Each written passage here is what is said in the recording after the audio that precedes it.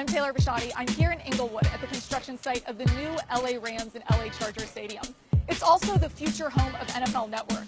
I brought along a couple of Hall of Famers to take a tour today. That's pretty cool. So right now we are 24 hours, 7 days a week allotted in the bowl for construction. And then outside of the bowl, it is a 7 a.m. to 7 p.m. How many people do you think it takes to do this job? So right now we have anywhere from about 800 to 1,200 craft employees out here on site. By the end of this year, we will peak out around 3,000. Wow. God. So when will the stadium be totally done? Like, say, okay, we're ready to roll. You can come Ready in to roll. and play Game football. playing. Game, yeah. 2020 season, sir. 2020 season. Yes, sir. July. You guys still be like, you know, at the very end? At the you know, very day end, before? yeah, you'll have guys out here with paintbrushes finishing up, doing the final touches, right? But yeah. So off to your left here, this is actually the permanent tunnel that you'll see right here. This will actually be where the players actually come in. We'll actually People like ED? You'll be able to drive right down the tunnel and park closer to your suite. I'm old. They have an old man access? Yes, yes, sir. Okay, I'll need the old man access. So you are actually in the stadium now. So off to our right is actually where the Rams locker room will be, right in the middle of the field. On the left-hand side, that's where the Chargers will be.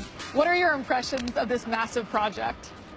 Very impressed. Yeah. I mean, very impressed. I came here when they had the groundbreaking ceremony.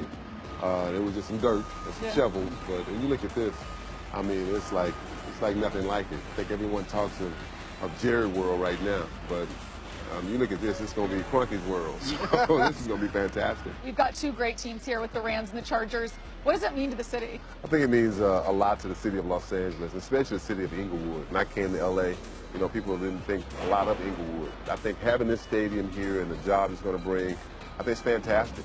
Los Angeles is the sports and entertainment mecca of the world. Like, when you think about entertainment, you want to go to Los Angeles. It's only right that it has to have a football team here. Football is America's passion. You know, so to have football back in Los Angeles, it goes hand in hand. Yeah, absolutely. Yeah. You guys have obviously played in incredible stadiums. Which one was your favorite when you guys were players? You probably played it. I didn't play in an incredible stadium. It was most of them dumps. I think one of the nicest stadiums at the time was probably the Superdome. It looked like a big flying saucer. It was nice inside, but a lot of stadiums I played in were baseball and football stadiums combined. But for me, it'd have to be the Superdome in New Orleans. And for me, I was fortunate to play in the first season Cowboy Stadium opening up. And I remember, you know, we were just amazed at the Jumbotron being in the middle of the field. That was like the big talk, because like you at a movie theater. And then I was also fortunate to be with the Jets when they opened MetLife Stadium. So I was there and got a chance to, you know, be in that world-class locker room. You know, it was pretty amazing. So those two stadiums were pretty spectacular. The Super Bowl is going to be here in 2022. Which of your teams are going to make it? 2022, I think both of our teams really. It would be nice if they were playing each other. I gotta say, that would be a big treat. Another element that's really cool about this is that two of the best running backs in the NFL, this is going to be their home, Todd Gurley and Melvin Gordon. What do you guys think about that? You know, runners have always been admired by fans. And when you talk about, you know, Todd and Melvin, I think they're two of the best running backs in the National Football League. But it's going to continue the debate that who has the best runner. Yeah. Well, I mean, I did go to Georgia, so I've got to say Todd Gurley. No dogs. It would be sacrilegious if I didn't. But LT, you hold the NFL record for the most touchdowns in a single season with 31. Do you think one of these running backs is going to come in here and break that record? Nope. No. And you hold a record yourself with the most rushing yards in a single season. Do you think anybody's going to come in here and beat it? No. No? I gotta say no. I don't want anybody to beat it. I mean, I'm just gonna be honest. I mean, people say, you know, records are meant to be broken. I say, you don't have any records here. You don't have any records. You got any records? You don't want to be broken. You two never got to play each other, but what did you guys admire about each other's games? Well, I'll go first. And, you know, ED kind of set the standard. I see running backs, when they hit the hole, if there's another gear, you know, that's special to me. And ED was that guy that when he got through there, I mean, it's over. Stop running.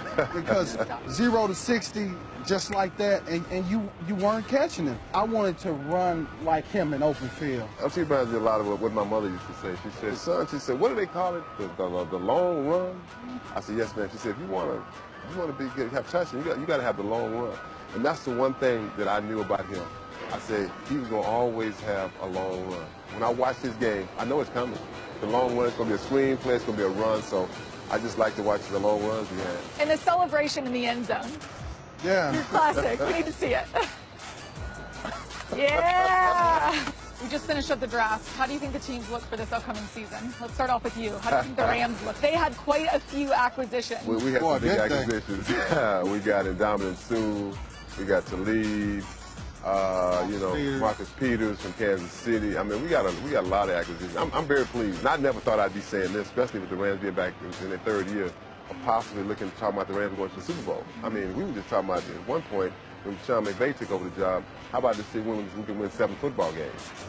For us, we took more of a conservative approach in free agency, and we had an excellent draft. We addressed 3 needs that we really needed to address.